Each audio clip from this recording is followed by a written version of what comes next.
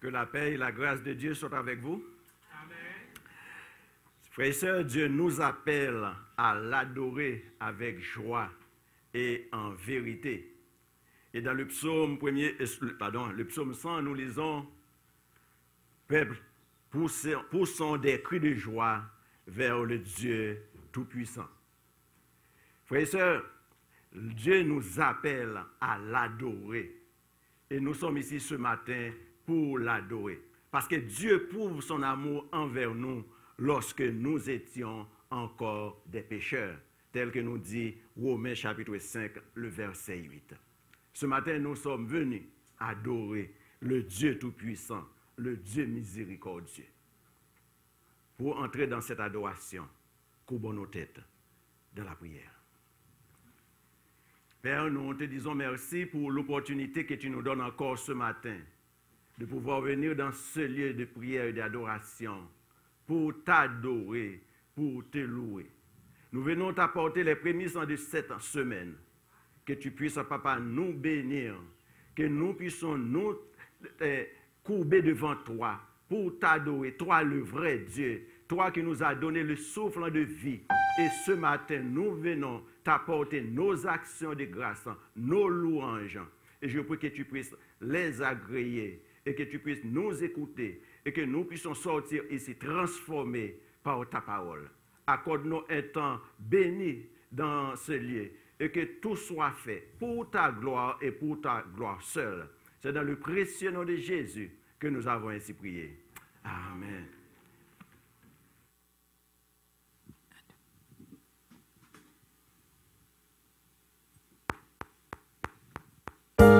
Bon matin, aimés beaux, levons-nous pour chanter notre Rédempteur précieux. Jésus a payé le prix de notre libération. C'est lui notre Rédempteur. Donc chantons ensemble notre Rédempteur précieux.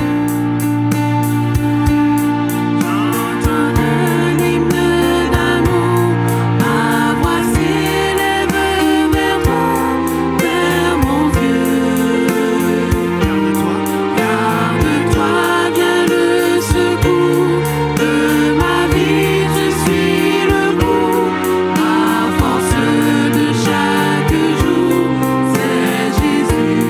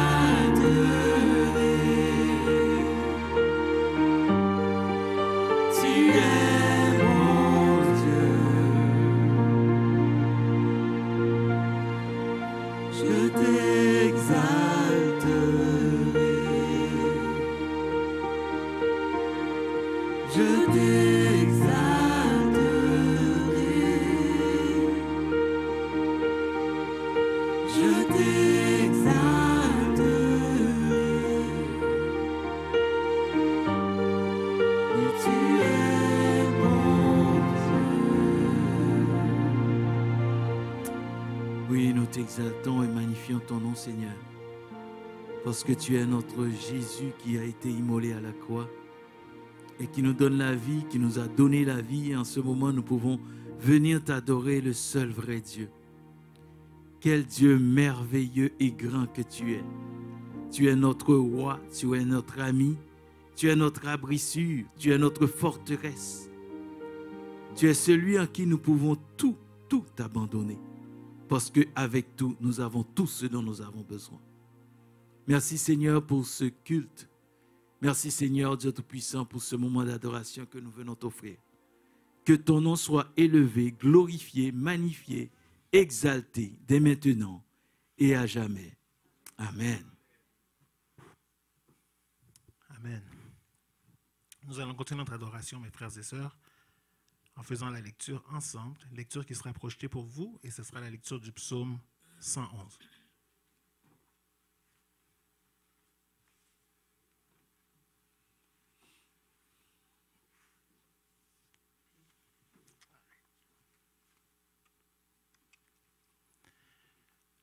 Ensemble. Louez l'Éternel. Je louerai l'Éternel de tout mon cœur, dans la réunion des hommes droits et dans l'assemblée. Les œuvres de l'Éternel sont grandes, recherchées par tous ceux qui les aiment. Son œuvre n'est que splendeur et magnificence, et sa justice subsiste à jamais. Il a laissé la mémoire de ses prodiges, l'Éternel miséricordieux et compatissant. Il a donné de la nourriture à ceux qui le craignent. Il se souvient toujours de son alliance. Il a manifesté à son peuple la puissance de ses œuvres en lui livrant l'héritage des nations. Les œuvres de ses mains sont fidélité et justice. Toutes ses ordonnances sont véritables, affermies pour l'éternité, faites avec fidélité et droiture. Il a envoyé la délivrance à son peuple. Il a établi pour toujours son alliance. Son nom est saint et redoutable. La crainte de l'Éternel est le commencement de la sagesse. Tous ceux qui l'observent ont une raison saine. Sa gloire subsiste à jamais. Amen. Amen. Nous venons de lire « Les œuvres de l'Éternel sont grandes ». Amen, aimez-vous, les œuvres de l'Éternel sont grandes et j'espère que chacun de vous a su expérimenter la grandeur de l'Éternel cette semaine. Amen. Amen. Nous allons chanter « Ô Dieu, tu es infiniment grand, éternel puissant, roi majestueux ». Êtes-vous prêts à chanter avec nous? Non, êtes-vous prêts à chanter avec nous? Amen.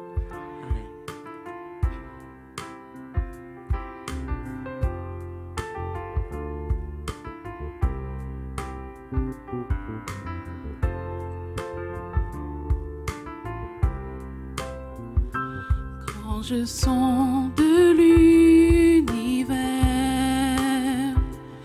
les astres que tu as créés, les océans, les mers, tout me révèle ta majesté. Alors mon âme veut s'écrier de tout mon cœur, je veux chanter. Oh Dieu, tu es infiniment grand, éternel puissant, roi majestueux. Oh Dieu, tu es infiniment grand, éternel puissant, roi majestueux.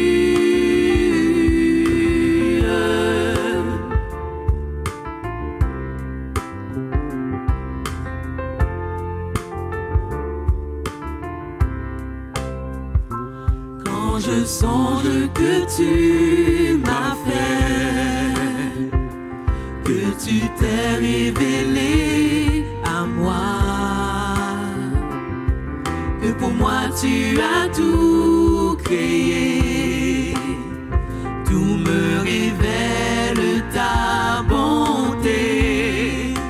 Alors mon âme veut s'écrier de tout mon cœur, je veux chanter.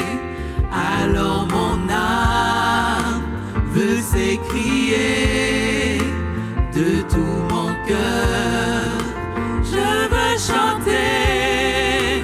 Oh Dieu, tu es infiniment grand, éternel puissant, roi majestueux.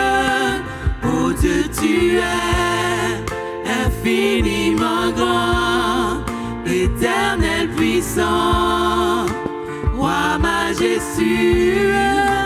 Oh Dieu, tu es infiniment grand, Éternel puissant, roi majestueux, ô Dieu, tu es infiniment grand. Éternel puissant, roi majestueux.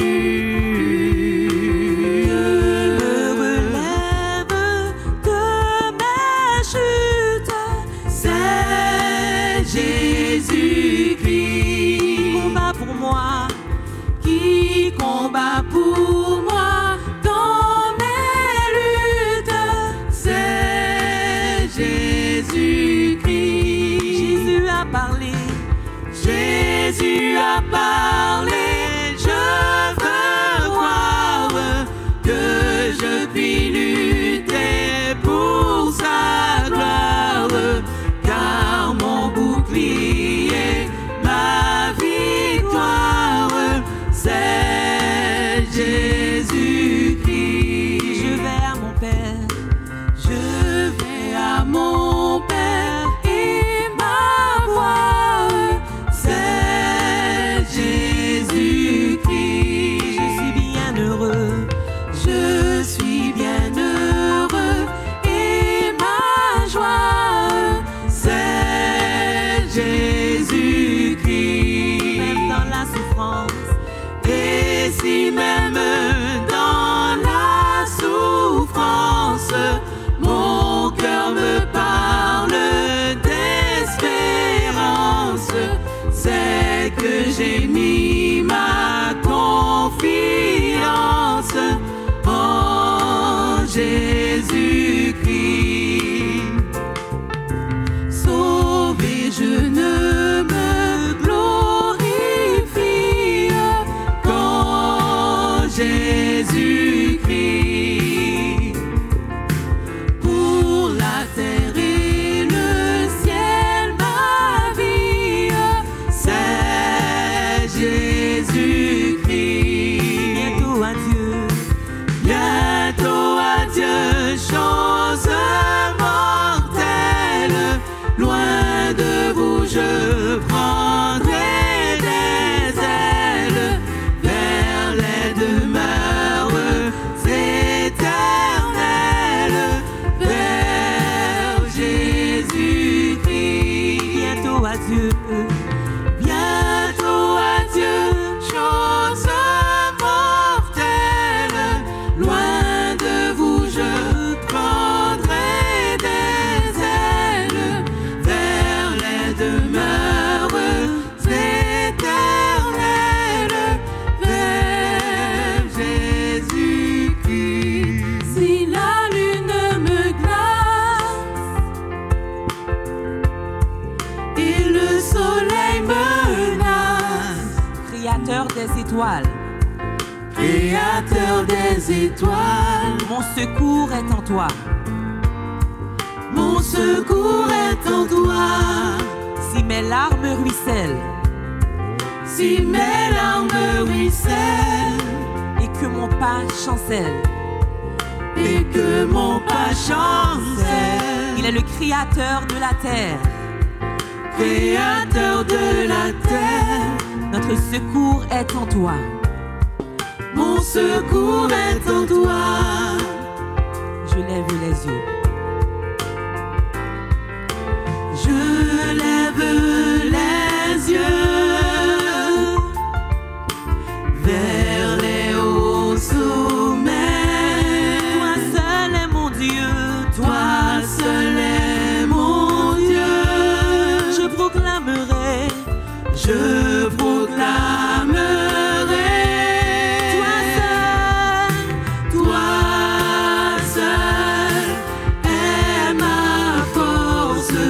Toi seul me restaure mon secours est en toi. toujours, toujours tu me portes.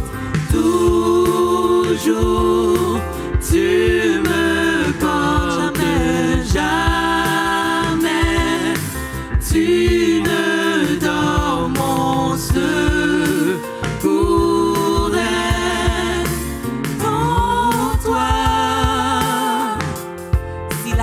m'envahit, si la peur m'envahit et mon âme chavire, il est le créateur de la vie. créateur de la vie, Mon secours est en toi. mon secours est en toi. Je lève les yeux. Je lève les yeux vers les hauts sommets. Toi seul est mon Dieu. Toi seul est mon Dieu. Je proclamerai. Je proclamerai. Toi seul est ma force. Toi seul me restaure mon secours est en toi. Toujours, toujours, il me porte. Toujours, tu me portes. Jamais, tu ne dors, mon secours est en toi.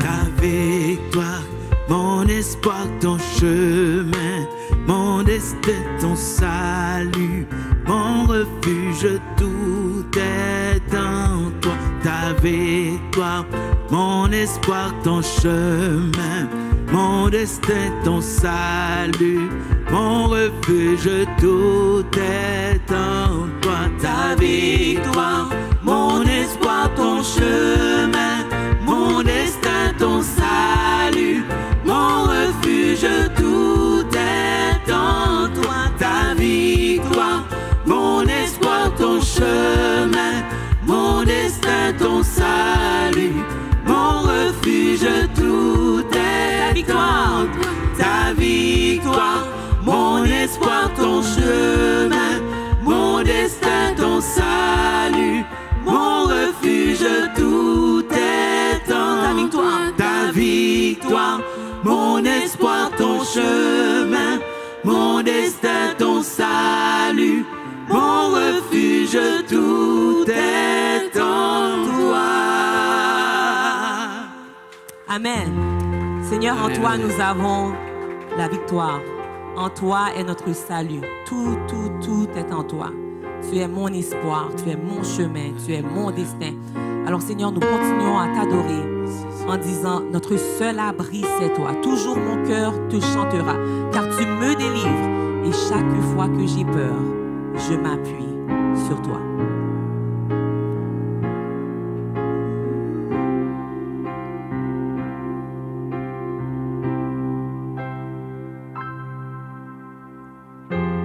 Mon seul abri, c'est toi. Toujours mon cœur te chantera,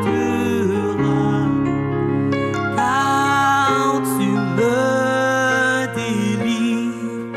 Et chaque fois que j'ai peur, je m'appuie sur toi. Mon seul abri, c'est toi. Toujours mon cœur te chantera, car tu me délivres. Et chaque fois que j'ai peur, je m'appuie sur toi. Je m'appuie sur toi. Et dans ma faiblesse,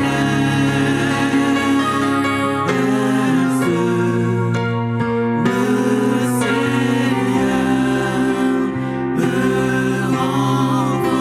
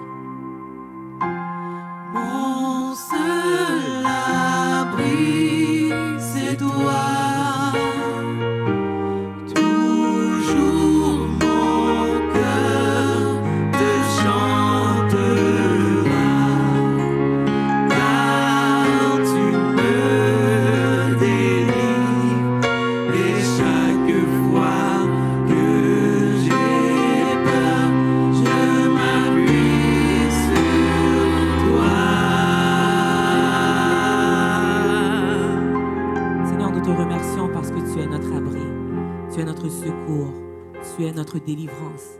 Et Seigneur, permets que ton Église puisse s'appuyer complètement sur tes promesses.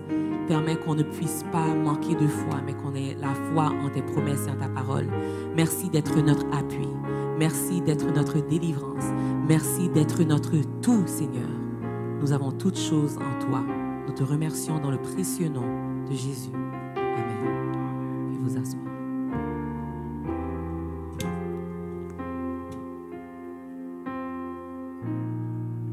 Dans un des cantiques que nous avons chanté ce matin, nous avons proclamé que Jésus, l'Éternel, est notre forteresse, notre abri sûr en qui nous mettons notre confiance. Si c'est ça que vous croyez, en ça que vous croyez effectivement, je vous invite à vous joindre à moi dans la prière, sachant que Dieu, notre Dieu, est fidèle et il peut répondre à nos cris, à nos prières. Allons au trône de la grâce. Prions. Dieu de mon salut, toi qui n'as pas de limites, toi le Dieu souverain et maître de nos vies, toi qui peux tout faire, nous sommes venus te donner gloire et confesser nos péchés devant toi. Nous te demandons pardon pour nos fautes, nos transgressions et même pour nos prières faites avec légèreté et vides de sens. Père, nous nous remettons à toi. Viens à notre secours. Par la puissance de ton Saint-Esprit, libère-nous de toutes peurs, de toutes craintes, de toute angoisse, de toute anxiété et libère-nous de toute haine et amertume. Papa, nous sommes reconnaissants pour le Dieu que tu es et pour ton Fils en Jésus, par qui nous avons la vie éternelle. Nous te disons merci pour les grâces merveilleuses dont nous sommes l'objet de ta part, jour après jour, année après année. Nous reconnaissons que toute grâce excellente en vient de toi. Et nous te disons merci pour les familles qui persévèrent dans la foi, pour les frères et sœurs qui prient les uns pour les autres et qui exercent la miséricorde, pour l'entraide qui exerce parmi nous, pour les dons et talents que tu donnes à chacun d'entre nous pour l'édification du corps. Papa, nous te disons merci pour les malades que tu prends soin, pour les douleurs que tu soulages, pour la paix que tu accordes dans les moments de turbulence. Père, nous unissons nos voix avec celles de la famille Thomas pour te dire merci pour ton intervention. Et nous prions pour un prompt rétablissement. Nous prions aussi ce matin pour Félix, dont sa mère est présente ici avec nous ce matin. Tu connais ce garçon. Tu connais toutes les cellules de son corps. Toi, le médecin par excellence, je prie que tu puisses intervenir en sa faveur et que toute la gloire soit à toi. Ô Père, nous venons aussi déposer au pied de la croix les fardeaux de ton peuple, nos soucis, nos craintes et nos inquiétudes. Renvoie-nous soulagés avec de nouvelles forces et de nouvelles perspectives dans la foi. Aide-nous à être une église qui grandit dans la foi, dans l'amour, une église enflammée pour la cause de l'évangile, une église intentionnelle à la recherche des âmes perdues. Donne-nous le désir de voir les gens de ce quartier avec ton regard d'amour, afin de les attirer à ton Fils en Jésus. Père, conduis ton Église en de partout dans le monde à la sainteté, à la purification et à la sanctification. Je prie que tu protèges nos frères et sœurs missionnaires contre la persécution, l'intimidation et la violence. Nous te supplions que par leur souffrance pour la cause de l'Évangile, la foi et l'amour soient renforcés dans les cœurs qui vont être touchés par ta divine parole. Seigneur Jésus, donne la sagesse aux dirigeants des pays qui sont en guerre, afin qu'ils deviennent des artisans de paix. Dans ta présence, que ta présence puisse apporter la paix que personne ne peut donner. Nous te prions pour nos enfants, qu'ils continuent à te plaire et te suivre et suivre les pas de Jésus dans leur relation avec toi. Je prie qu'ils te connaissent, toi le seul vrai Dieu, toi le seul souverain maître. Sois leur force, leur bouclier et leur consolation. Papa, bénis les dîmes et les offrandes que nous t'apportons. Veille, ouvrir les écluses des cieux sur chacun d'entre nous. Et nous te prions pour que nous soyons des bons gestionnaires des biens que tu nous donnes. C'est dans le précieux nom de Jésus que nous avons ainsi prié. Amen. J'invite les préposés à l'offrande de s'approcher pour recueillir les dîmes et les offrandes.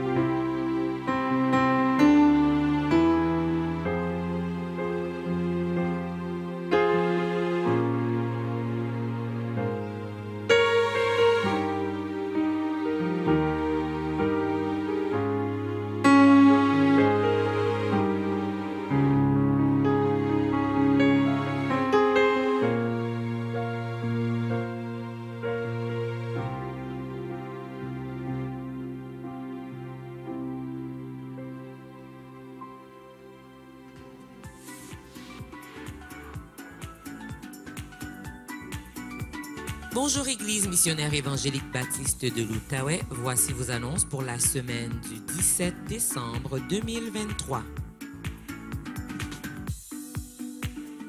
Nous remercions la famille Bayonne qui ont accueilli le groupe des hommes pour leur déjeuner de fin d'année.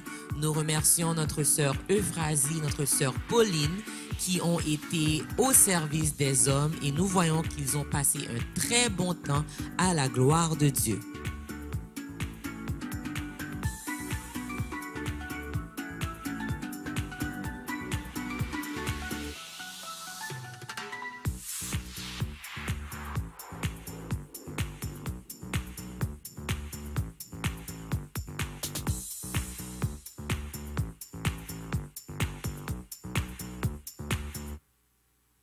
Nous remercions Jennifer et Patrick qui ont coordonné notre participation à cette activité dans le quartier. L'Église a pu s'impliquer dans le service du chocolat chaud et la belle chorale dirigée par notre frère Patrick a été une bénédiction pour les citoyens du quartier.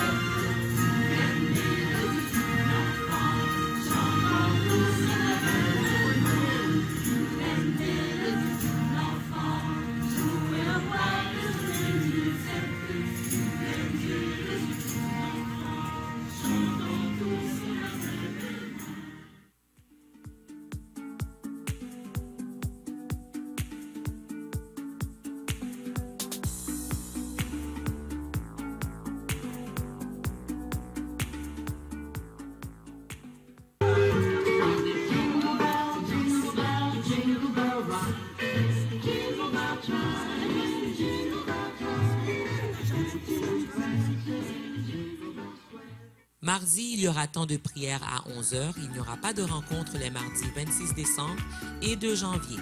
Nous n'aurons plus d'études bibliques pour la fin de l'année. La reprise se fera en janvier 2024. Nous avons école du dimanche pour tous nos enfants de 3 ans à 12 ans et la pouponnière est ouverte. Vendredi, le 22 décembre à 19h, nous avons soirée de Noël, spectacle de Noël pour l'église Égébo et Émébo. Venez en grand nombre avec votre ugly sweater. Dimanche, le 24 décembre, nous aurons notre service de Noël à 10h. Vendredi, le 29 décembre, nous aurons notre soirée familiale de détente et de jeu ici à 19h. Notre service du 31 décembre sera dimanche à 10h. Il n'y aura pas d'autre service le soir. Pour les dîmes et les offrandes, nous le faisons par virement Interac. L'adresse est trésorerie@emebo.org. Dans la section message, il est très important de mettre l'objet de votre don. Nous souhaitons un joyeux anniversaire à tous ceux qui célèbrent un anniversaire de naissance, de mariage ou de conversion cette semaine. Joyeux anniversaire. À tous nos visiteurs, nous vous souhaitons la bienvenue parmi nous. Si vous avez des questions ou un besoin, n'hésitez pas de communiquer avec nous par les moyens affichés à l'écran, tout en vous souhaitant bonne semaine.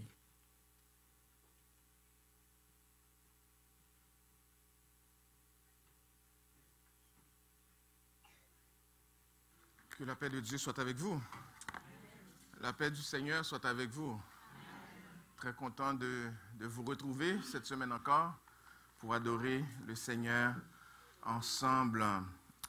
Ce matin, nous avons le privilège d'accueillir de nouveaux membres dans la famille de notre Église. Alors, j'invite ces personnes à venir pour que nous puissions les accueillir. Nous invitons notre frère Dave, sœur Odette, et puis Marie-Thérèse. Vous pouvez monter si vous voulez, ce n'est pas juste pour les pasteurs ni les privilégiés, c'est pour tout le monde. Comme je l'ai dit, c'est avec une grande joie que nous accueillons au sein de la famille spirituelle de Mébo ces 3 nouveaux membres. Ils s'appellent Dave, Odette et Marie-Thérèse. Comme vous le savez, on peut devenir membre de notre Église par 3 moyens.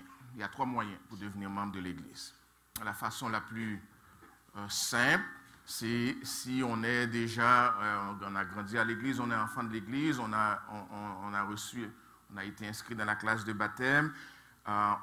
Après le baptême, on devient automatiquement membre de l'Église. Si ça n'a pas été le cas, la deuxième, c'est par expérience. C'est-à-dire, on a déjà été membre dans une autre Église, on vient à l'Église ici, et puis après 6 mois consécutifs de persévérance avec nous, vous pouvez faire une demande pour devenir membre. Ou, une autre façon qui est très rapide, vous êtes déjà membre, vous avez déjà été membre dans une autre église, et puis vous venez à notre église avec une lettre de votre ancienne église, qu'on appelle lettre de transfert, où le pasteur de l'autre église nous dit tout simplement un tel était membre de notre église et nous pouvons vous accueillir par le transfert accompagné d'une lettre. L'admission de nos sœurs Thérèse et Odette, ça s'est fait sous la base de leur expérience. Ça fait plus qu'au moins 1 an que nos 2 sœurs adorent avec nous et nous avons pu évaluer leur témoignage et nous allons les accueillir comme membres. Et l'admission de notre frère Dave, que vous pouvez dire c'est assez rapide parce qu'il est avec nous que depuis le mois d'août, mais notre frère nous a été envoyé avec 2 lettres. Au lieu d'une lettre de transfert, nous avons reçu 2 lettres. Nous avons reçu une lettre de transfert de la part de son pasteur, qui nous a prié de l'accueillir avec joie, mais aussi une lettre de du directeur de louange, où il faisait partie, qui nous a demandé aussi, qui nous l'a recommandé avec joie. Et c'est une joie pour nous, évidemment, de les accueillir. Et Frère Dave et nos sœurs ont reçu Jésus-Christ comme leur Sauveur et Seigneur et ont déjà été baptisés par immersion. Et ils nous ont fait une demande officielle en remplissant le formulaire de demande pour devenir membre, n'ont pas été ni poussés ni forcés à faire leur demande. Notre frère Dave a confirmé avoir lu la déclaration de foi que nous lui avons envoyée et nous avons discuté avec nos sœurs Odette et Marie-Thérèse au niveau de leur volonté et désir de se joindre à nous. Nous leur avons aussi expliqué leur rôle et responsabilité. Qu'est-ce que ça veut dire devenir membre d'une église?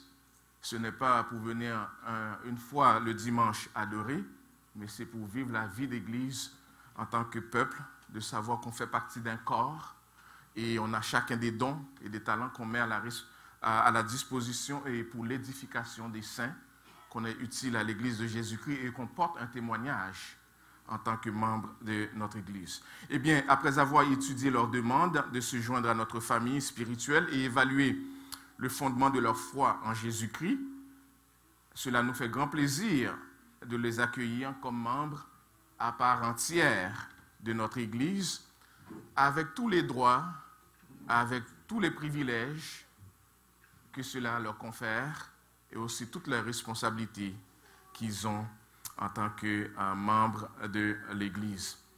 La demande d'affiliation, c'est aussi un engagement à entrer dans une alliance qui contient plusieurs termes. Je vais lire les dispositions de cet engagement et jusqu'à cet instant, si vous n'êtes pas d'accord si vous ne dites pas oui à ce qu'on va dire, on peut toujours repousser ou annuler votre décision de devenir membre. Les engagements sont de 4 ordres. Je vais lire et si vous êtes d'accord, vous direz oui. Moi, pour le lire, si vous êtes d'accord, je vais juste répondre oui à ça, on peut le dire, d'accord? Merci.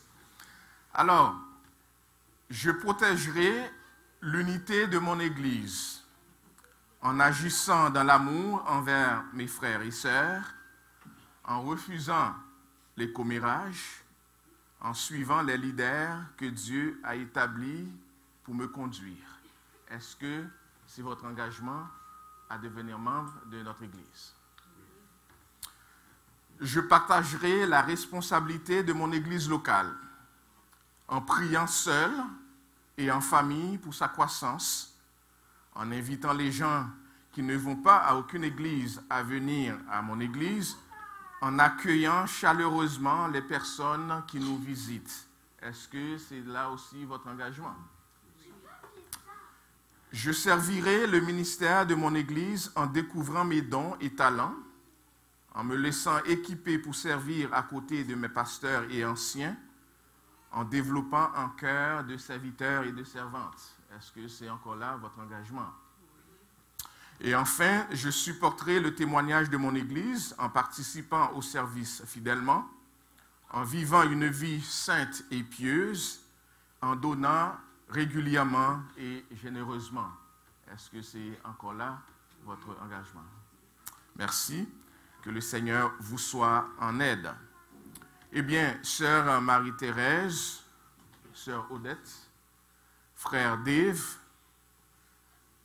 au nom du conseil pastoral de l'Église, au nom du conseil d'administration et au nom de tous les membres de l'Église Aimé-Beau, nous vous accueillons officiellement comme membres de l'Église missionnaire évangélique baptiste de l'Outaouais en ce dimanche 17 décembre 2023. Nous n'avons pas de flafla pour accueillir votre arrivée, mais nous le faisons de tout cœur. Bienvenue. Puisse Dieu bénir notre alliance spirituelle ensemble et votre engagement dans l'œuvre de Jésus-Christ ici, dans cette Église. Nous vous félicitons déjà pour votre persévérance et nous prions que votre amour grandisse de plus en plus pour cette Église et qu'on le voit et que vous le mettiez au service de chaque membre et de chaque adhérent de cette Église. Alors, ce que je vais faire, je vais inviter les anciens Vous excuserez l'absence de notre frère Bernard qui est en déplacement, mais les anciens et tous les diacres de l'Église à venir vous accueillir avec ce qu'on appelle la main d'association. Et l'Église vous applaudira ensuite comme nouveau membre de l'Église.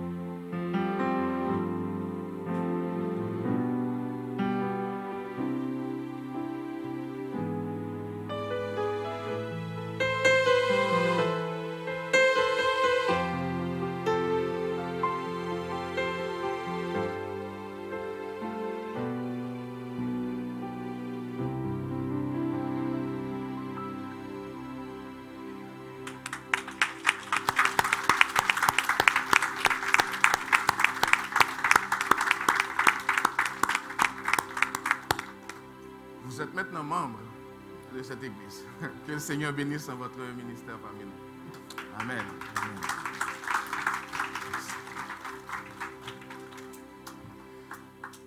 Notre Église a été en mission toute la semaine, vous l'avez remarqué.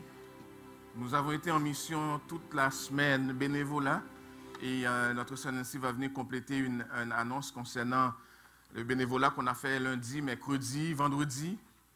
Les travaux dans l'église, vous ne les voyez pas encore, mais vous allez les voir bientôt. Toute la semaine, du lundi au samedi, il y avait des frères, un frère ici qui travaillait parce que la ville nous demande, la ville de Gatineau, après une visite, nous demande d'enlever nos rideaux. Donc, on est en train d'adapter le sanctuaire. Donc, vous allez voir tout cela et nous avons 30 jours pour le faire. Donc, on doit travailler fort. Vous avez entendu aussi, nous étions en mission au domaine Fairview avec l'excellent travail que notre sœur Jennifer a coordonné pour nous dans le quartier. Nous avons eu le déjeuner des hommes, vous avez vu. Je vous ai dit que j'ai bien mangé hier. Comme j'avais bien mangé il y a quelques mois lorsqu'on était chez frère Huberman. Et hier soir, il y avait aussi une soirée pour les célibataires au sous-sol de l'église. Vous savez, il y a un groupe, une organisation de toutes les églises dans la région qui font des rencontres. C'est des chrétiens, chrétiennes qui se réunissent. La dernière fois, il y avait des gens qui venaient de Montréal, de Laval, qui venaient dans cette rencontre-là pour les célibataires chrétiens. Et si vous êtes célibataire, désolé, on n'a pas fait l'annonce cette fois, mais on le fera. On ne veut pas matcher, mais on peut prier, on peut donner des occasions pour... Et pourquoi pas matcher si l'Esprit nous dirige en ce sens-là. En tout cas, je vais inviter Sœur Nancy à compléter cette annonce pour le bénévolat. Et après ça, ce sera le message de la parole de Dieu avec Pasteur Frankie. Amen. Merci. Donc, l'Église était vraiment en mission cette semaine. C'était super de nous voir aussi dehors des 4 murs. On remercie beaucoup Jen parce que Jennifer, elle est le contact entre nous et une association dans le quartier qui fait qui nous ouvre des portes à participer dans des événements où ils nous auraient pas invités. Donc, de voir qu'on était dehors en train de chanter, ils nous demandaient « Oh, c'est quoi cette chorale? C'est quoi? » Et vraiment, on a pu parler à quelques personnes du quartier. Donc, on remercie Jen et Patrick pour cette initiative. Mais cette semaine, on a eu plusieurs personnes qui étaient dans les banques alimentaires. Donc, l'Église, c'est pas juste pour rester ici, mais toute la semaine, l'organisation BASE, qui est une banque alimentaire, a besoin de notre aide tous les jours du 18 au 24 décembre. Au 1 rue du Mas. Donc, écrivez dans votre calendrier ou bien dans votre téléphone le 1 rue du Mas. C'est là qu'on va faire des paniers de Noël. Et aussi, pour ceux qui peuvent, ils vont nous demander de les livrer aux gens. C'était bon de voir cette semaine. Je n'ai pas mis des photos. Je n'ai pas eu le temps parce que j'étais tellement fixée sur l'affaire du groupe des hommes. Là. J'étais très étonnée de voir que nous, on n'a rien reçu, les femmes à la fin. Mais c'est correct.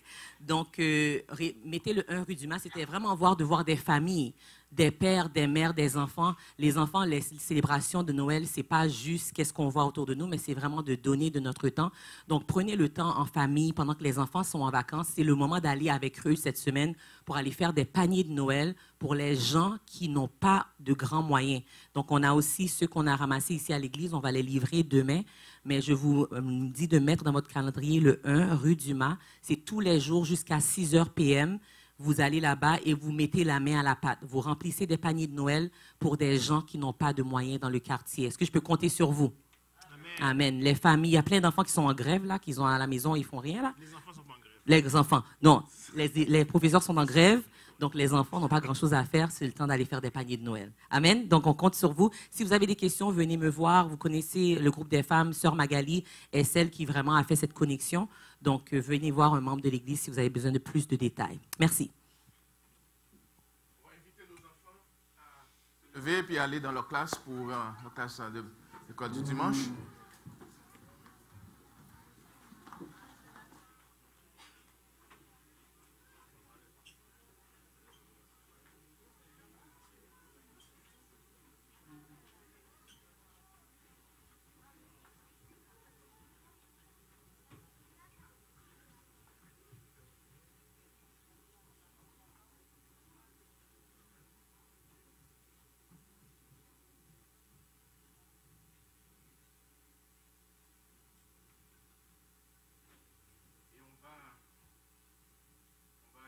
Notre prédicateur du jour.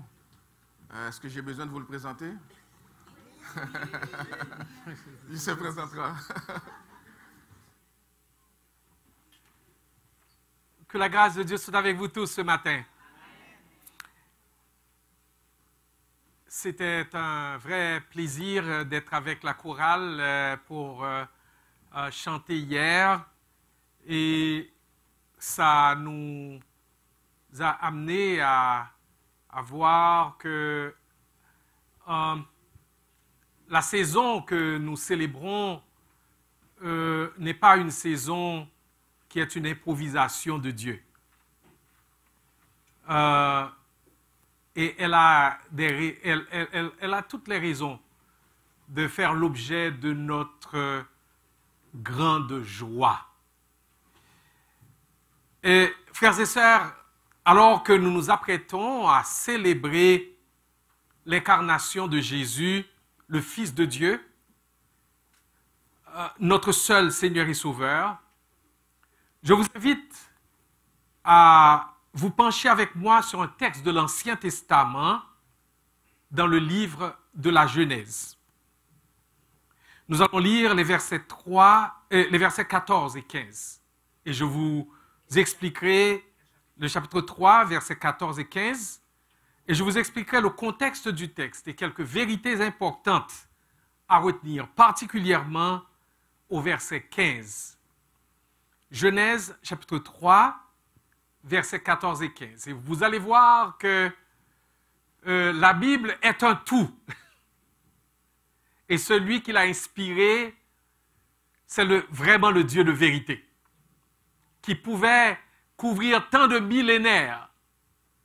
Et il y a un fil conducteur dans toute cette histoire de la Bible, de la Genèse jusqu'à l'Apocalypse. Nous n'arriverons pas peut-être jusqu'à l'Apocalypse, mais nous allons vous donner quelques vérités bénies à retenir. L'Éternel Dieu dit au serpent, « Puisque tu as fait cela, et nous allons en parler tout à l'heure, tu seras maudit entre tout le bétail et entre tous les animaux des champs. Tu marcheras sur ton ventre et tu mangeras de la poussière tous les jours de ta vie. Je mettrai inimitié entre toi et la femme, entre ta postérité et sa postérité. Celle-ci t'écrasera la tête et tu lui blesseras le talon. » Parole du Seigneur. Père, éclaire-nous. Nous avons besoin de comprendre ta parole. Il y a tant d'images, il y a tant de symboles, il y a tant d'expressions qui sont pour nous difficiles à comprendre et à saisir. Mais que ton Saint-Esprit illumine notre cœur pour que nous puissions les comprendre et dire oui à tout ce que tu nous dis, parce que tu es le Dieu de vérité. Dans le nom de Jésus, nous t'avons prié. Amen. Laissez-moi commencer à vous montrer toute l'importance du chapitre 3 dans la Bible et dans l'histoire des hommes. Et je parle de histoire avec H majuscule. Le chapitre 3, c'est un chapitre de la Bible dont beaucoup se moquent à cause d'Adam et Ève, qu'ils considèrent comme des êtres plutôt symboliques, mais pas historiques. À cause de Adam et Ève, d'abord nus, puis couverts par des feuilles de figuier après leur péché. À cause du serpent qui parle. À cause de l'arbre de la connaissance du bien et du mal et de son fruit. À cause de l'ange avec une épée flamboyante dans les mains pour empêcher Adam et Ève de retourner dans le jardin après le péché. Pourtant, ce chapitre de la Bible est un chapitre pivot.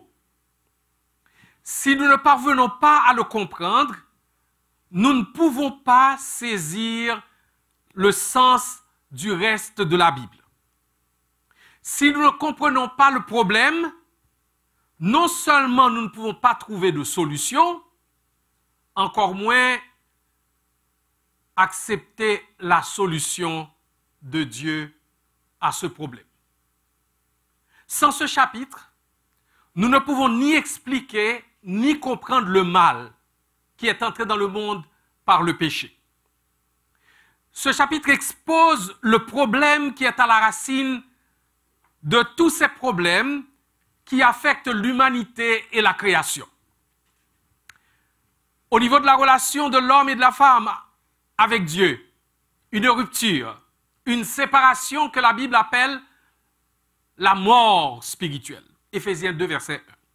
Au niveau du couple, conflit, accusation, tension, perturbation de l'ordre établi par Dieu. Au niveau de la famille, conflit interpersonnel, meurtre, Caïn qui tue son frère Abel, violence conjugale, abandon, rejet, abus de toutes sortes. Au niveau du corps, de l'âme et de l'esprit, maladie, handicap, souffrance et traumatisme physique, psychique, émotionnel et la mort physique. Au niveau des corps, des sociétés plutôt, violence, guerre, crime, injustice sociale, dictature et système oppressif, discrimination sur la base de la race, de la religion ou l'un des deux sexes, pauvreté, manque d'accès à l'éducation, à l'emploi, aux soins de santé. Au niveau de la nature, catastrophes naturelles, tremblements de terre, volcans, tsunamis, tornades, inondations, accidents de toutes sortes, sécheresse, cruauté des animaux, etc. Ce chapitre, les philosophes n'arrivent pas à expliquer le mal qui est si présent dans notre monde. Les sciences n'arrivent pas à expliquer le mal qui se trouve dans notre monde. Ce chapitre explique le mal et sous toutes ses formes dans notre monde. Ce chapitre nous présente un Adam historique sur lequel se fondent des réalités fondamentales comme l'unité de la race humaine, de la diversité des ethnies qui la composent. Acte 17, verset 26, il a fait que tous les hommes sortis d'un seul sang habitassent sur toute la surface de la terre. C'est pour cette raison que un noir peut donner son sang à un blanc, ou un blanc peut le donner à un jaune ou à un rouge, parce que c'est une seule race, la race humaine. il a fait que tous les hommes sortis d'un seul sang habitassent sur toute la surface de la terre. Et ce chapitre explique aussi la nature pécheresse de l'humain. Romains 5, versets 12 et 13. Comme par un seul homme le péché est entré dans le monde, et par le péché la mort, et qu'ainsi la mort s'est étendue sur tous les hommes parce que tous ont péché. Ce chapitre seul explique la mort. Les sciences, la philosophie n'expliquent pas la mort. Pourquoi la mort? Ce chapitre explique pourquoi. Ce chapitre aussi parle de la nature pécheresse de l'humain, mais aussi l'universalité de la mort. Donc la mort s'est étendue sur tous les hommes. Il n'y a pas une race, il n'y a pas une ethnie qui ne connaît pas la mort. 1 Corinthiens 15, verset 21-22, « Car puisque la mort est venue par un homme, c'est aussi par un homme qu'est venue la résurrection des morts. Et comme tous meurent en Adam, de même aussi tous revivront en Christ. » Ce chapitre nous fait voir que le péché a des conséquences. Ce chapitre nous fait voir que le péché a des conséquences. Il nous explique pourquoi le travail est devenu dur.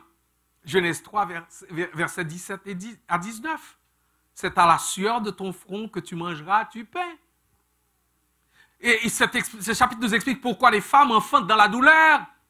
Oh, et les sœurs, ce n'est pas la science qui a fait ça. Ce n'est pas les hommes qui ont fait ça. C'est une conséquence du péché. Et ce chapitre nous explique aussi pourquoi les relations sont souvent tendues entre l'homme et la femme. Genèse 3, verset 16. « Tes désirs se porteront vers ton mari, mais il dominera sur toi. » Ce n'est pas une bénédiction que Dieu a donnée. C'est une conséquence du péché. Ce chapitre explique pourquoi les serpents se traînent dans la poussière, mais plus encore, ce chapitre fait briller une lumière au milieu des ténèbres de ce triste et décevant chapitre. Alléluia. C'est le verset 15. Nous y trouvons une promesse au verset 15. « Je mettrai inimitié entre toi et la femme, entre ta postérité et sa postérité. Celle-ci t'écrasera la tête et tu lui blesseras le talon. » Et à la fin du chapitre, nous allons voir que Adam va nommer Ève et qui vraiment sera la mère des vivants. Donc, elle va enfanter et c'est de la postérité de la femme que viendra la personne dont le verset 15 nous parle.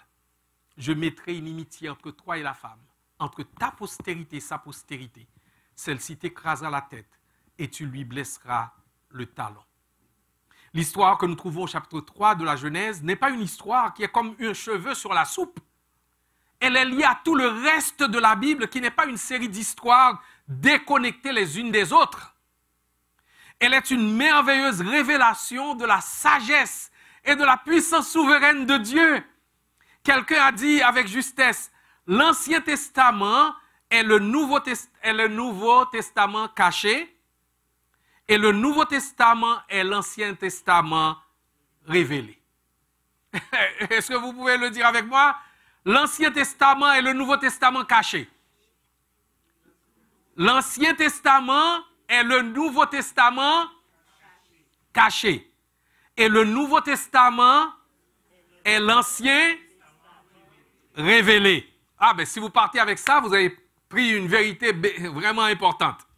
Il y a un lien étroit entre cette promesse et cette prophétie sur laquelle nous méditons dans l'Ancien Testament ce matin et l'événement historique que nous sommes en train de souligner en cette saison, l'incarnation de Jésus-Christ. L'incarnation de Jésus-Christ dans l'Ancien Testament est cachée, ok? Dans le Nouveau Testament, révélé. Révélé. Parce que le Dieu qui a inspiré toute l'Écriture, c'est le Dieu de vérité. Et nous verrons d'autres choses qui le caractérisent à la fin. Je vous prie donc de prêter attention tout au cours de cette prédication qui peut vous paraître un peu théologique. trop théologique, mais qui est certainement un enseignement fondamental sans lequel vous ne pourrez pas comprendre le plan de salut de Dieu à travers l'histoire. Cet enseignement vous donne une vision biblique du monde et du salut de Dieu. Et nous avons besoin de ça, parce que ce qui nous est enseigné par la philosophie, par les sciences et par etc., ne correspond pas toujours à ce que Dieu nous dit. Et nous avons besoin, vous les jeunes qui êtes ici, que vous compreniez ce chapitre. Parce que sans une compréhension de ce chapitre, vous allez prendre les mensonges qu'on va vous enseigner et qui n'expliquent pas vraiment ce que nous sommes en train de vivre comme humains aujourd'hui, ce qui se passe dans notre monde aujourd'hui et ce qui viendra dans le futur. Le théologien et pasteur Donald Carson a si justement écrit, et je le cite, « Si ce dont les êtres humains ont besoin avant tout, c'est d'une meilleure santé, alors que Dieu nous donne des médecins. Si ce dont les êtres humains ont besoin avant tout, c'est d'une plus grande justice économique, que Dieu nous donne des économistes. Si ce dont les êtres humains ont besoin avant tout, c'est de meilleurs gouvernements, que Dieu nous donne de meilleurs hommes politiques. Si ce dont nous avons besoin avant tout est le pardon de nos péchés, si ce dont nous avons besoin avant tout est la réconciliation avec Dieu qui nous a créés, alors nous avons besoin d'un sauveur. » Fin de citation. Le verset 15 du chapitre 3 commence à nous parler de ce sauveur. Et pour nous amener jusqu'à Bethléem, où va naître ce sauveur qui a été prédit 4000 ans auparavant. 4000 ans auparavant. C'est ce dont je veux vous parler ce matin sur la base de Genèse 3, verset 15. Pourquoi cette promesse et prophétie est-elle une merveilleuse nouvelle? Pourquoi cette promesse et prophétie est-elle une merveilleuse nouvelle? Le verset 15 est souvent appelé le proto-évangile, le premier évangile. Il est compris théologiquement comme la prédiction de la victoire de l'humanité sur le péché et le mal qui est attaché dans la personne et l'œuvre de quelqu'un qui allait venir accomplir l'œuvre du salut. Cette promesse dit, il y a un sauveur qui vient. Nous sommes en train de parler 4000 ans avant l'événement. 4000 ans avant l'incarnation de Jésus. Il y a un sauveur qui vient. Cette promesse montre que la bataille dans laquelle le péché a introduit Adam et Ève dépasse leur personne et leur génération et s'étend à la postérité de la femme. Elle montre que Adam et Ève, ce que Adam et Ève auraient été incapables par eux-mêmes de faire, gagner cette bataille, eh bien Dieu a pourvu au moyen par lequel cette bataille allait être gagnée. Dans les instants qui ont suivi le premier péché, moment tragique dans l'histoire humaine, dans l'histoire du monde, nous trouvons la première promesse d'un sauveur. Aussitôt le péché commis, aussitôt le Messie est promis. Aussitôt le péché commis, aussitôt le Messie est promis. Prononçant au diable sa sentence, après que Adam et Ève aient péché sous l'instigation de Satan, Dieu lui dit que la postérité de la femme, c'est-à-dire Jésus, sera blessé par le diable, mais que Jésus-Christ l'écrasera complètement. Et c'est exactement ce que Jésus a fait. Ces meurtrissures ont bien révélé, ont été bien réelles, mais par elles, nous sommes guéris spirituellement. Et le diable est vaincu éternellement.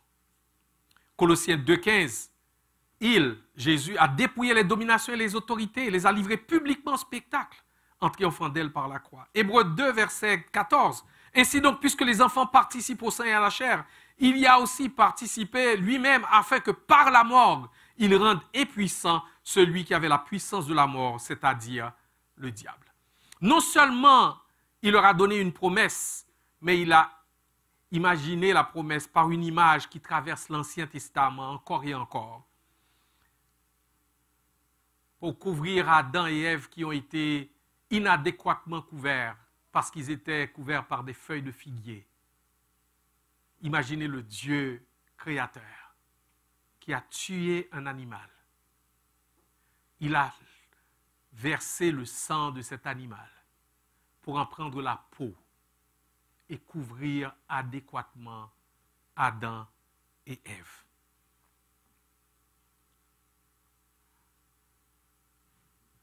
Dieu sait tout. Il est omniscient. Il a connu cette tragédie avant qu'elle ait eu lieu. Il n'a jamais été pris au dépourvu. Il n'a jamais eu à improviser parce qu'il est le Dieu omniscient, le Dieu sage, le Dieu qui est en contrôle. Il sait tout d'avance. Et Dieu savait d'avance qu'Adam et Ève auraient besoin d'un sauveur. Il avait déjà le plan avant même qu'il soit tombé. Vous dites, pasteur, qu'est-ce qui me montre que c'est vrai? Eh bien, 2 Timothée 1, verset 9. Est-ce que vous avez votre Bible? Vous les regardez avec moi? Donc, ce n'est pas un plan qui a été conçu au jardin même. C'est un plan qui a été conçu dès les temps éternels. 2 Timothée 1, verset 9. L'Éternel dit, 2 Timothée 1, verset 9, il nous a sauvés et nous a adressé un saint appel. Et il ne l'a pas fait à cause de nos œuvres, mais à cause de son propre plan et de sa grâce qui nous a été accordée en Jésus-Christ. Qu'est-ce que vous avez dans vos Bibles? Avant les temps éternels. Non, je reprends, parce que je veux bien m'assurer que vous avez bien compris. Et il nous a sauvés et nous a adressé un saint appel. Il ne l'a pas fait à cause de nos œuvres, et non pas à cause de nos œuvres, mais selon son propre dessein, et selon la grâce qui nous a été accordée en Jésus-Christ. Dites-le avec moi. Avant les temps. Est-ce que c'est un plan qui a été conçu dans le jardin d'Éden? Non. Avant les temps éternels. Notre Dieu n'est jamais pris au dépourvu. Il n'a pas à improviser. Il est le Dieu éternel, souverainement sage, en contrôle des temps et des circonstances. Et que nous dit Apocalypse 13, verset 8. Allons à Apocalypse 13, verset 8. Apocalypse 13, verset 8.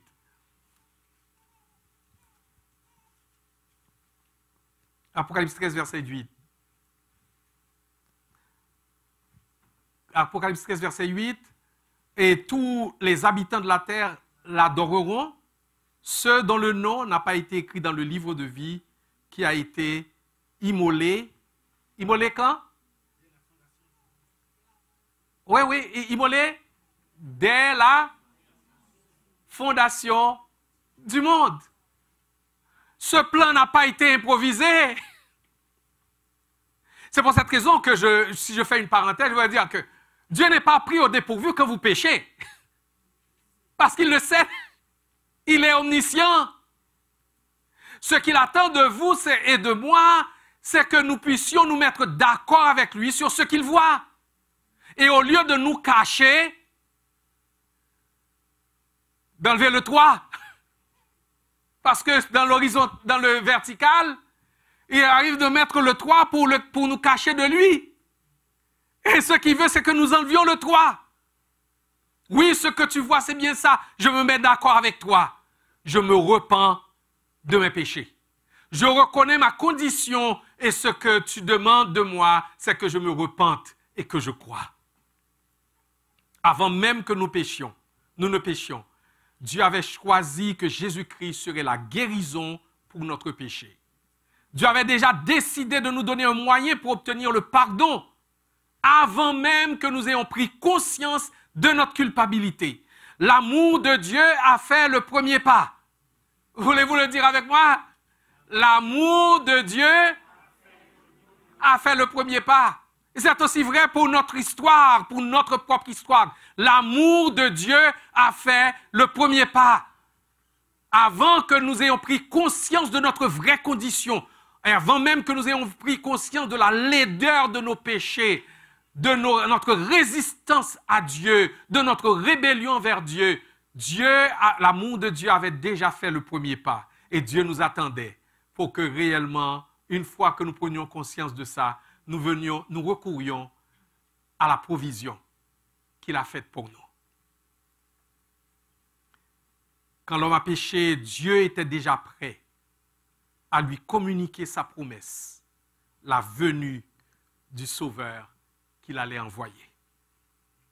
Le plan de salut était déjà là. Le plan de salut était déjà là.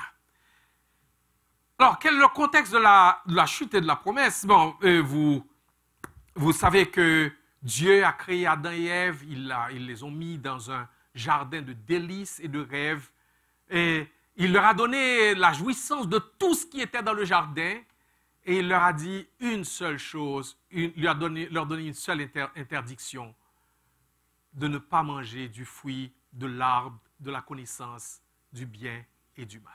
Vous dites, mais pourquoi il y avait tant d'arbres, etc. Eh bien, Dieu, c'était le test de leur soumission, de leur volonté de rester soumis à Dieu. C'était le test de leur volonté de leur volonté de rester dépendant de Dieu. Donc, Dieu dit, vous allez rester dans la dépendance de moi. Et l'ennemi est passé par en arrière pour dire, premièrement, est-ce que ce que Dieu vous a dit est vrai? Il sème le doute. Deuxièmement, il va démentir ce que Dieu a dit. Non, ce que Dieu a dit, ce n'est pas vrai. Et ensuite, il va apporter sa propre révélation. Dieu sait que le jour où tu mangeras de ce fruit, tu seras comme lui. Tu seras comme Dieu. Tu pourras discerner par toi-même. Pourquoi rester dans la dépendance de Dieu? Lui-même, il avait perdu ça. Il avait perdu sa place. Déjà longtemps, lorsqu'il a fomenté une révolte contre Dieu, parce qu'il a voulu être comme Dieu. Et maintenant, puisqu'il a été précipité, il vient reproduire sa rébellion dans le cœur d'Adam et Ève. Et une fois que Adam et Ève aient malheureusement marché selon sa fausse révélation, ils se sont rendus compte que l'Eldorado que l'ennemi leur avait promis était faux. C'était une illusion. Il leur avait dit que vous allez être épanouis. Vous voulez être vraiment épanouis. Mettez Dieu de côté. Mettez Dieu de côté dans votre vie. Vous n'avez pas besoin de lui. Il est plutôt égoïste. Il veut tout garder pour lui. Il sait que si vous pouvez discerner par vous-même, eh bien, c'est comme il aura perdu. Alors, ne vous laissez pas faire. Prenez votre vie en main.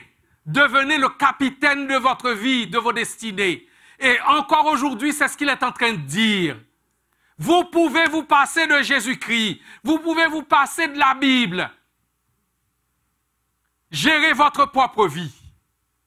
C'est le mensonge qui vous dit. Mais c'est lorsque vous allez gober ce mensonge que vous allez être dans les conséquences de ce mensonge que vous allez vous rendre compte que c'était un mensonge. Mais il est trop tard. Il est trop tard.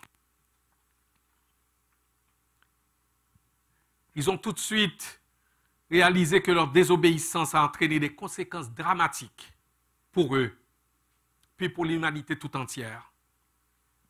Et c'est dans ce contexte que Dieu va à leur rencontre dans le jardin et leur révèle la sentence de chacun, en commençant par l'instigateur de la chute, le serpent. et ce que nous trouvons versets 14 et 15. Satan que l'Apocalypse désigne comme le serpent ancien. Et ensuite, Dieu a parlé à la femme, puis à l'homme à qui il avait donné le leadership. Maintenant, on peut parler, on vient de voir le contexte de cette chute et qui va nous amener à la promesse. Mais aussi, il y a cette promesse proprement dite, cette promesse de la victoire sur le serpent. Au milieu de cette situation désespérée, Dieu offre une lueur d'espoir. En Genèse 3, verset 15, « Je mettrai une inimitié entre toi et la femme, entre ta postérité et sa postérité. Celle-ci t'écrasera la tête et tu lui blesseras le talon. » Ce verset annonce cette victoire dont nous avons parlé. Le pasteur anglais Charles Spurgeon a si justement dit à propos de cette promesse, et je le cite, « Il y a une promesse dans Genèse 3, verset 15. Une promesse qui brille comme une étoile au milieu de la nuit. » Amen. C'est la promesse que Dieu a faite à Adam et Ève après leur chute. « Je mettrai une inimitié entre toi et la femme, entre ta postérité et sa postérité. Celle-ci t'écrasera la tête et tu lui blesseras le talon. » C'est la première proclamation de l'Évangile. Amen. C'est la première proclamation de l'Évangile. La promesse du Sauveur à venir qui écrasera la tête du serpent. Cette promesse est une lueur d'espoir qui brille à travers les ténèbres de la désobéissance et de la chute de l'humanité. Fin de citation. Oh, que c'est vraiment, que c'est si bien dit et que c'est vrai. Donc, nous voyons le contexte de cette promesse, nous voyons la promesse de cette victoire annoncée. Et aussi, nous pouvons voir l'attente de la réalisation de la promesse. L'attente de la réalisation de la promesse. Depuis Adam jusqu'à Zacharie, Anne et beaucoup de croyants, lorsqu'ils ont vu l'enfant qui est venu dans le temple,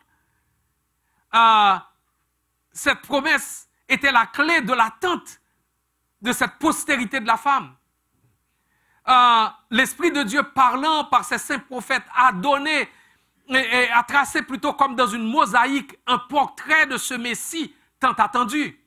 Dans les livres du Pentateuque, est-ce que je ne vous ai pas encore perdu? Je vous ai dit que c'est un peu théologique, mais il faut me suivre. Hein? Et je ne veux pas vous laisser en arrière. Je ne veux pas vous laisser en arrière. Dans les livres du Pentateuque, nous trouvons plusieurs pièces. En Genèse 3, verset 15, nous l'avons vu. Je mettrai une inimitié entre toi et la femme, entre ta postérité et sa postérité. Celle-ci t'écrasera la tête et tu lui baisseras le talon. Et en Genèse 49, verset 10, le sceptre ne s'éloignera point de Juda, ni le bâton souverain d'entre ses pieds, jusqu'à ce que vienne le Shiloh et que les peuples lui obéissent. Et là, il est question encore d'une prophétie qui concerne le Messie qui allait venir et qui allait être le Messie de la tribu de Juda et qui aurait un règne universel. En Nombre 24, verset 17 à 19, Nombre 24, verset 17 à 19, je le vois, mais non maintenant, je le contemple, mais non de près. Un astre sort de Jacob, un sceptre s'élève d'Israël. Il s'agit d'une allusion concernant le Messie, vu comme un astre. Est-ce que c'est cette réalité qui a conduit les mages? On ne sait pas, mais il y a question d'un astre. Et ils ont suivi un astre dans le ciel pour aller chercher le Messie qui venait de naître. Dans les livres historiques, 2 Samuel 7, versets 12 et 13, et 1 Chronique 17, versets 11 à 14, il est appelé fils de David et roi d'Israël, donc de la descendance du roi David. Et certains commentateurs croient qu'en 1 Samuel 1, verset 10, il est question de loin, L-O-L'-O-I-T, le Messie, littéralement Messie, qui fera éclater la puissance de l'Éternel. Et on dit, non, mais ce ne sera pas Saül, parce que Saül a failli. Mais c'est plutôt loin qui est attendu, qui fera éclater la puissance de l'Éternel. Et on peut voir une préfiguration déjà en David. Dans les livres prophétiques, il est appelé en Ésaïe 7, verset 14, Emmanuel, qui veut dire quoi? Dieu avec nous. Voici la jeune fille deviendra enceinte, elle enfantera un fils et on lui donnera le nom d'Emmanuel. En Ésaïe 11, verset 1, il est appelé rameau de Jessé. Un rameau sortira de la souche de Jessé et un rejeton naîtra de ses racines. En Ésaïe 52, verset 13, 15, il est appelé serviteur souffrant. Voici mon serviteur prospérera, il montera, il s'élèvera très haut. De même qu'il a été pour plusieurs un sujet d'effroi, tant son visage était défiguré, tant son aspect différait de celui des fils de l'homme. De même, il sera pour beaucoup de peuples un sujet de joie. Devant lui, des rois fermeront la bouche et ils verront de ce qui ne leur avait point été raconté. Ils apprendront ce qu'ils n'avaient point entendu. En Isaïe 53, verset 11, il est appelé le juste. Mon serviteur juste justifiera beaucoup d'hommes. Il se chargera de leurs iniquités. En Daniel 9, verset 25, il est appelé le Messie, le prince. Sachez-le donc et comprends, depuis le moment où la parole a annoncé que Jérusalem sera rebâtie jusqu'à loin, le Messie, le prince, il y a 7 semaines et 72 semaines. Daniel 9, verset 25. Nous pouvons voir plusieurs types et préfigurations du Messie dans l'Ancien Testament. En Genèse 22, nous trouvons cette préfiguration dans le sacrifice d'Isaac, qui a été arrêté à temps, et ce bélier qui a été sacrifié à sa place. En Nombre 21, versets 4 à 9, nous le voyons dans le symbole du serpent d'airain, préfiguration de celui qui allait être élevé, comme Moïse et Jean va le dire, comme Moïse éleva le serpent dans le désert, de même, il fallait que le Fils de l'homme soit élevé et celui qui regarde à lui, celui qui croit en lui est sauvé. En 1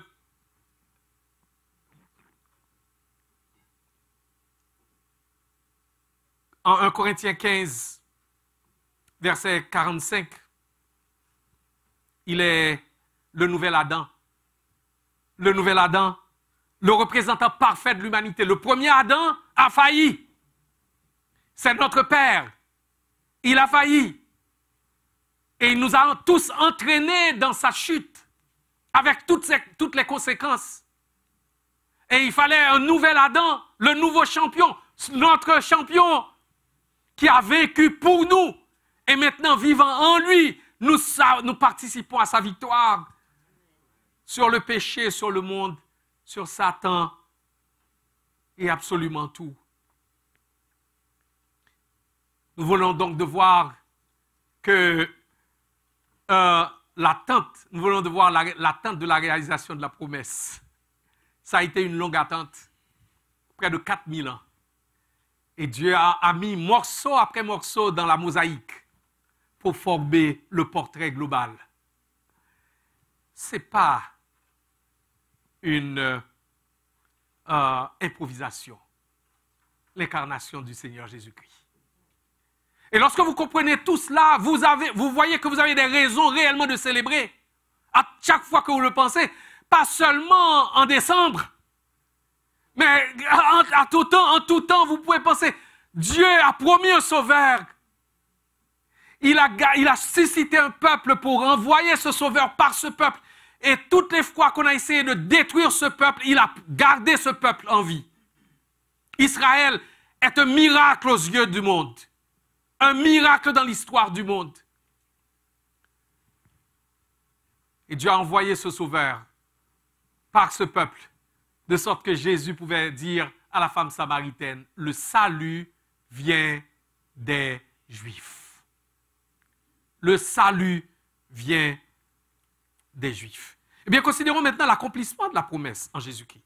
Dès le début des évangiles, la réalisation de cette promesse millénaire fait éclater une grande joie. L'évangéliste Luc, au chapitre 9, verset 11, dit à propos des bergers, « Un ange du Seigneur leur apparut et la gloire du Seigneur resplendit autour d'eux. Ils furent saisis d'une grande frayeur, mais l'ange leur dit, « N'ayez pas peur, car je vous annonce... » Quoi? Je vous annonce une bonne nouvelle qui sera pour tout le peuple le sujet d'une grande joie. Aujourd'hui, dans la ville de David, il vous est né un sauveur qui est le Messie, le Seigneur. 4000 ans de temps, 4000 années depuis que la promesse a été faite. Et ces bergers ont été parmi les privilégiés qui ont vu la réalisation de la promesse.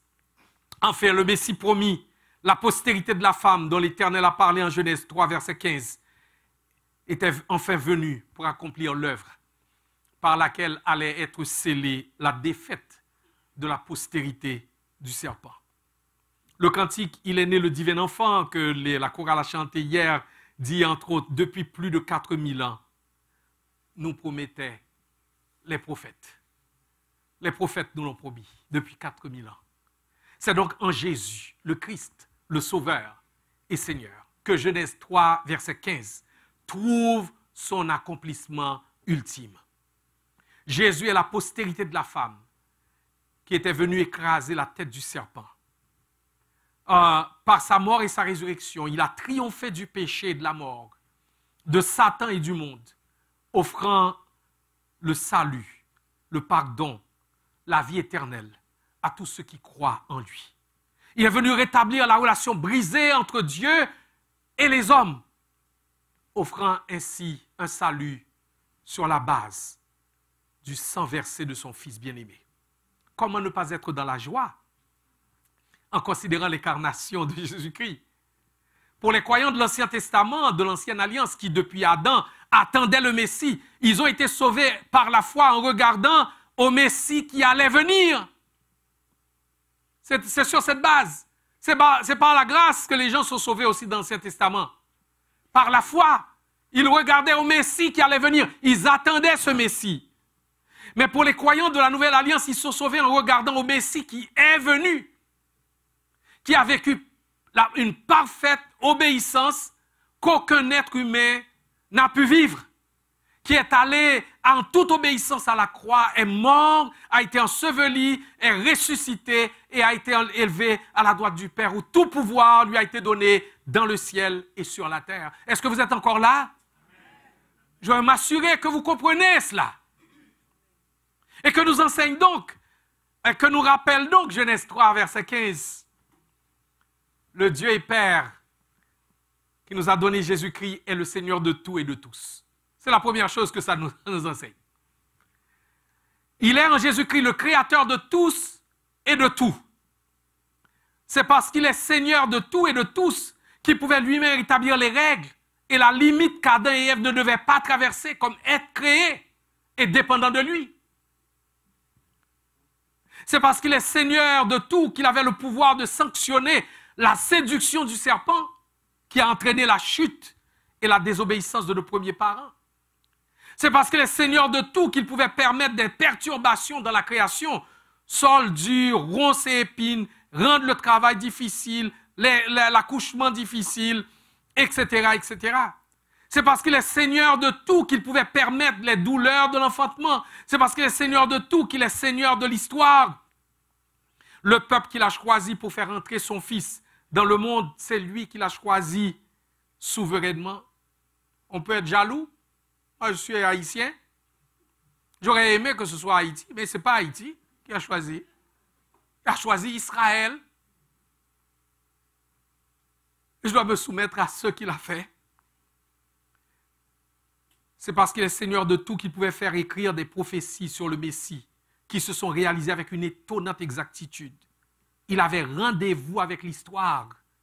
Et pour qu'on puisse s'en assurer, il a fait écrire d'avance ce qui allait arriver. Je vais répéter, il avait rendez-vous avec l'histoire. Et pour qu'on puisse le voir, il a fait écrire d'avance ce qui allait arriver. Et ce qui est dit de la première venue de Jésus-Christ est aussi vrai pour la seconde venue de Jésus-Christ. Il a fait écrire d'avance ce qui va arriver. Et les croyants de l'Ancien Testament l'ont cru, et nous devons croire aussi, non seulement pour la première venue, mais aussi pour la seconde venue, pour le retour de notre Seigneur Jésus-Christ. C'est parce qu'il est Seigneur de tout, qu'il est Seigneur souverain sur absolument tout, qu'il a le pouvoir d'intervenir dans ce monde déchu par sa toute-puissance pour accomplir des miracles selon sa volonté souveraine. Miracle dont le plus grand est la résurrection de Jésus-Christ d'entre les morts. C'est le plus grand miracle. Et le deuxième, c'est la régénération. Il a fait naître à une vie nouvelle, toi et moi, des pécheurs invétérés, condamnés, qui étaient voués à l'enfer. Puisqu'il connaissait notre histoire avant, il l'a écrit d'avance, eh bien, il nous a pris du fumier pour nous mettre avec les grands. Il a fait de nous ses enfants par adoption. Première chose, il est le Seigneur de tout et de tous. Deuxièmement, il est le Dieu saint et juste. Le Dieu qui a fait la promesse est un Dieu saint et juste qui agit selon son caractère saint. Il ne peut tolérer aucun écart à sa sainte volonté. Dieu déteste le péché. Nous devons le dire.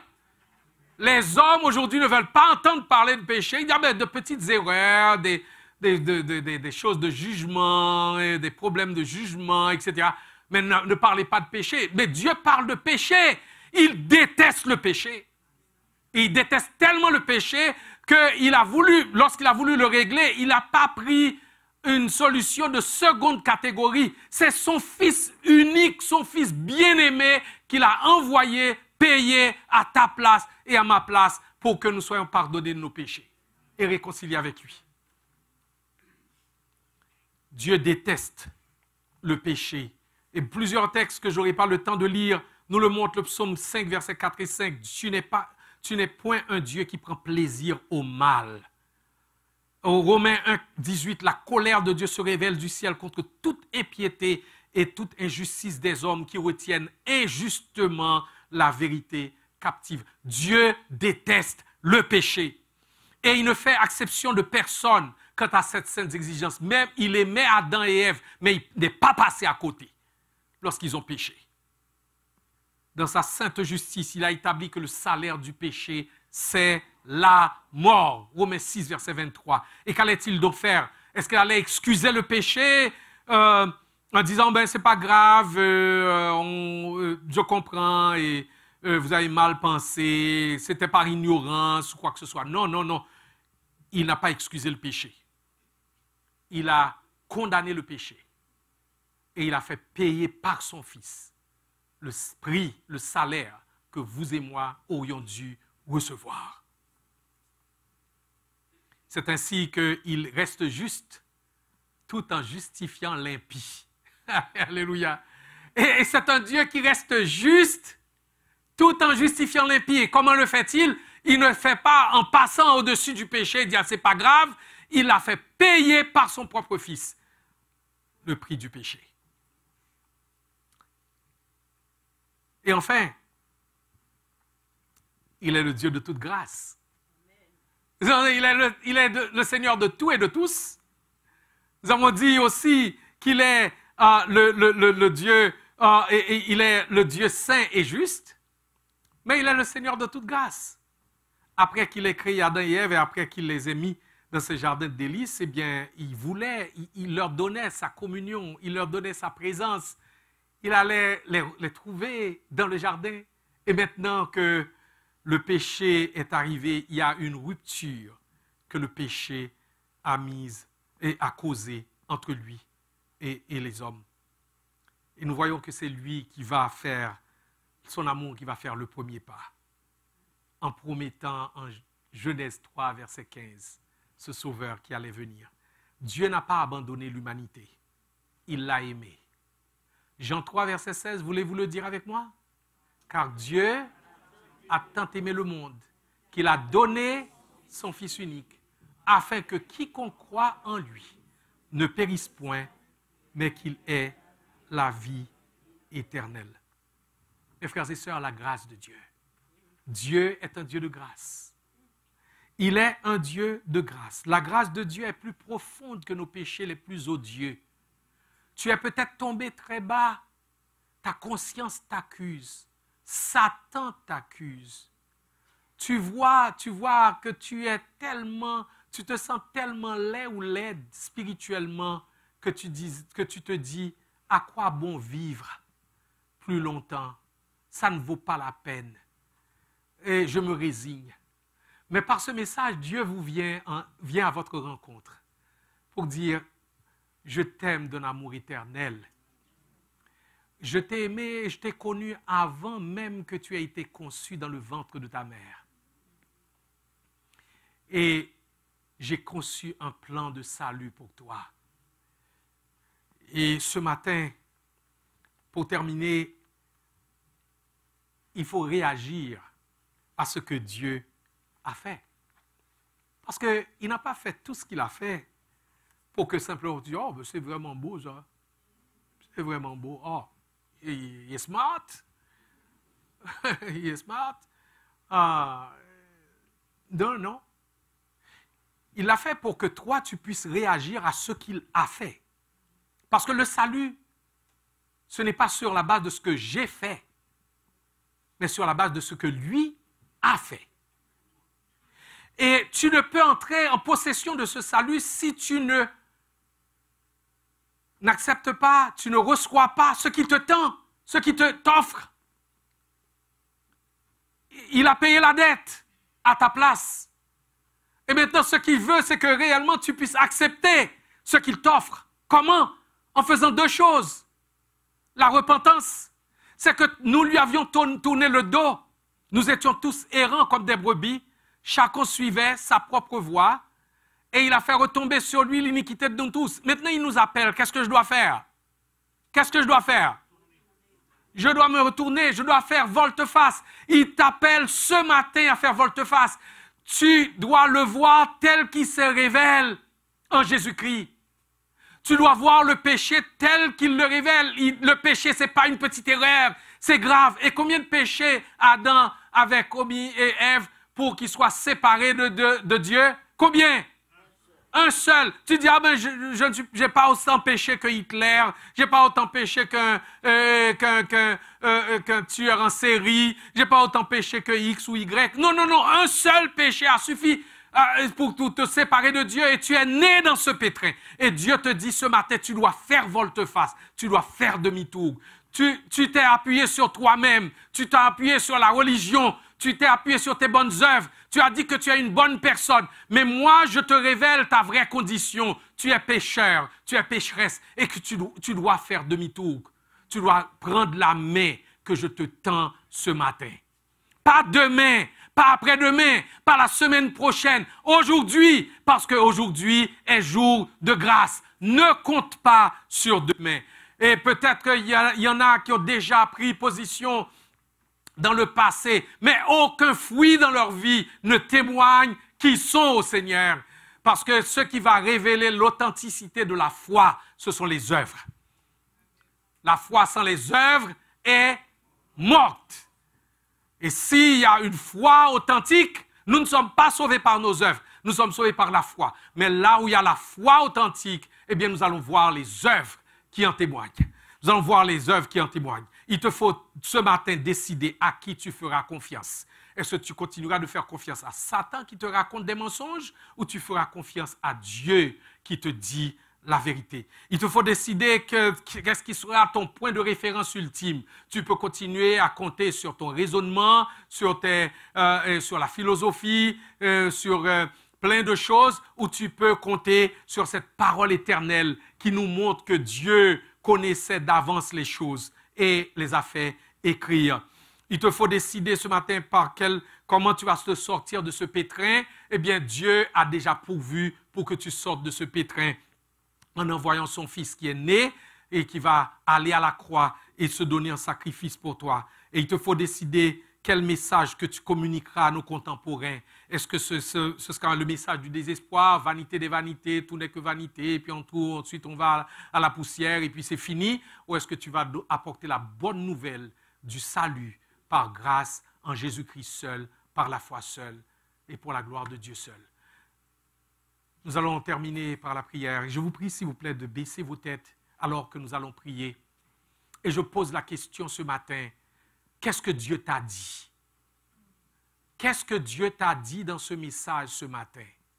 Et en t'évaluant toi-même, est-ce que tu as saisi cette main de grâce qui te tend pour ton salut éternel? Si ce n'est pas le cas, là où tu es, tu peux lever la main. tu peux lever la main pour signifier que ce matin, ma décision, c'est que Jésus soit le sauveur de ma vie. Je veux que Jésus soit le sauveur de ma vie et je veux marcher avec lui aujourd'hui jusqu'à la fin. Est-ce que si c'est le cas pour toi, lève la main là où tu es pour signifier que oui, Dieu m'a parlé ce matin, j'ai compris ce qu'il m'a dit. Et ce matin, je fais volte-face et je mets ma confiance en son Fils bien-aimé Jésus-Christ. Une dernière fois, y a-t-il une personne qui ce matin veut se réconcilier avec Dieu par Jésus-Christ, le Sauveur envoyé? Père Céleste, ta parole a été exposée et ton Saint-Esprit est capable de l'amener à faire son œuvre dans les cœurs. Merci de ce que tu maintiens encore ouverte la porte de la grâce. Je te supplie de convaincre les cœurs de péché, de justice et de jugement, les amenant à ce Sauveur, par qui et par qui seul la réconciliation avec toi est possible et le pardon des péchés est reçu. Continue ton œuvre, ici et partout où ce message sera écouté. Sauve, et que ceux qui sont sauvés vivent selon les bénédictions de ce salut et aillent vers le monde porter ce message de grâce. Dans le nom de Jésus, nous t'avons prié. Amen.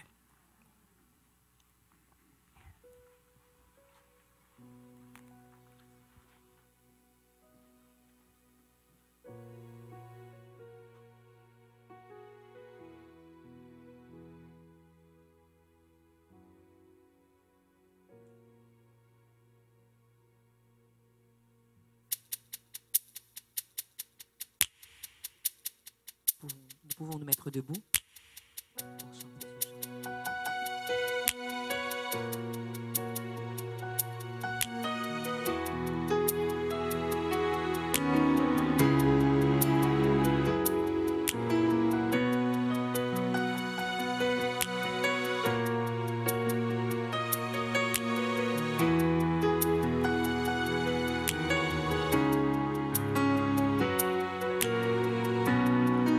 Le chant terminé, le rideau retombe, je viens simplement porter mon offrande, car j'ai le désir de réjouir ton cœur. Je t'apporte plus qu'un beau chant. Chanter ne suffit pas pour répondre à ton appel. Les apparences sont trompeuses, tu vois bien au-delà. Oh Dieu, tu sauves mon cœur. Je reviens au cœur de la louange, tout est centré sur sur toi, Jésus. Oui, je renonce à tous mes faux semblants. Tout est centré sur toi, centré sur toi, Jésus.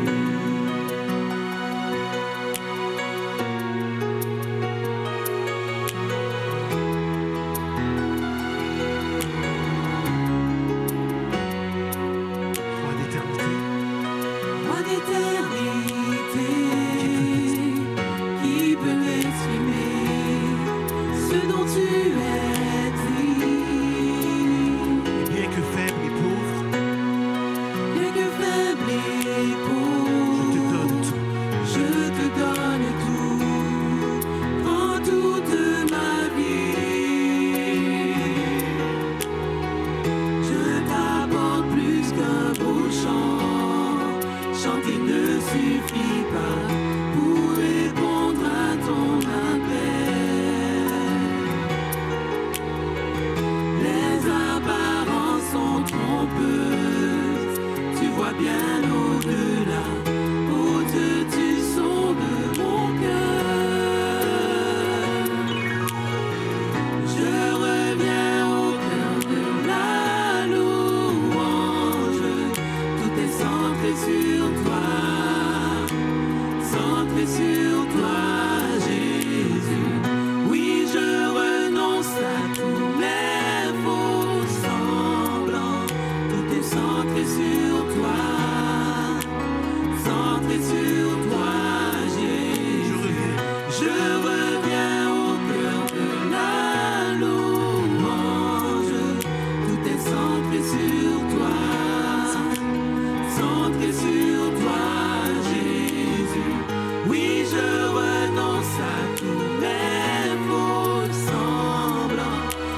centré sur toi, centré sur toi, Jésus. Tout centré sur toi, centré sur toi, Centré sur toi, Jésus.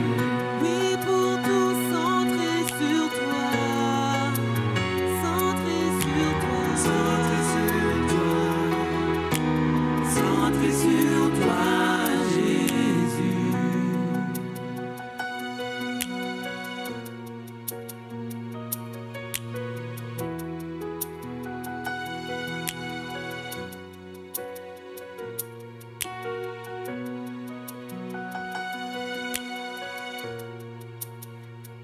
Ô Seigneur Jésus, nous voulons tous centrer sur toi et que en cette saison, notre attention ne se porte pas sur l'atmosphère, sur la manière mondaine de fêter, mais sur ta personne, sur ce que tu as fait dans l'histoire et que nous puissions saisir par ta grâce les opportunités que tu nous donnes pour accompagner des gens à Jésus-Christ et que toi tu les sauves, puisque ton salut, nous ne voulons pas le garder pour nous-mêmes tout seuls, mais être les messagers qui l'apporteront à d'autres.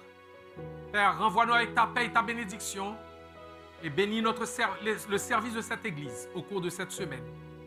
Par Jésus-Christ, nous t'avons ainsi prié. Amen. Allez mes frères et sœurs, faites tout le bien possible à toute personne possible, en tout lieu possible, par tous les moyens possibles. Faites tout le bien possible en proclamant l'Évangile et en manifestant des œuvres de compassion pour la gloire de Jésus. Allez dans la paix du Seigneur.